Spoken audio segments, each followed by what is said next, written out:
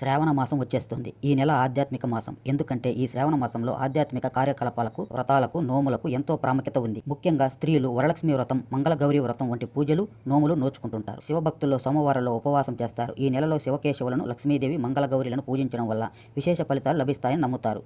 అయితే ఈ శ్రావణ మాసంలో జూలై 28 తేదీకి విశేషమైన ప్రాముఖ్యత ఉంది. శ్రావణ మాసంలో శివకేశవులను, లక్ష్మీదేవి, మంగళగౌరిలను పూజించడం వల్ల విశేష ఫలితాలు లభిస్తాయని నమ్ముతారు. ఈ సంవత్సరం జూలై 28 కోరికలను కోరుకోవడానికి, వాటి నెరవేర్చుకోవడానికి శక్తివంతమైన రోజు. ఎందుకు అని ఆలోచిస్తున్నారా? దీనికి 2 కారణాలు ఉన్నాయి. ఈ రోజు శ్రావణ మొదటి సోమవారం. అంతేకాదు సంకహార వినాయక చవితి. ఈ 2 సందర్భాలు ఒకే రోజున చాలా ప్రత్యేకమైనవిగా చేస్తున్నాయి. భక్తులు నిర్మలమైన హృదయంతో తమకు కావలసినది కోరుకోవచ్చు. శివుడు, గణేశులు సంతోషించి తమ భక్తులను అనుగ్రహించే అవకాశం ఉందని నమ్మకం. శ్రావణ మాసంలో ప్రతిరోజు పవిత్రమైన అయితే సోమవారం శివుడిని పూజించే పవిత్రమైన రోజుగా భావిస్తారు. ఎందుకంటే శివుని ఆశీస్సులు లభిస్తాయని నమ్మకం. అంతేకాదు సంకహార వినాయక చవితి అనేది గణేశుడిని పూజించే పండుగ.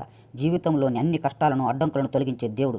జూలై 28న చతుర్థి తిథి జూలై 27న రాత్రి 10:40 గంటలకు ప్రారంభమై జూలై 28న రాత్రి 11:24 ముగుస్తుంది. ఈ నేపథ్యంలో సంకహార వినాయక చవితిని జూలై 28న జరుపుకోవాల్సి ఉంటుంది.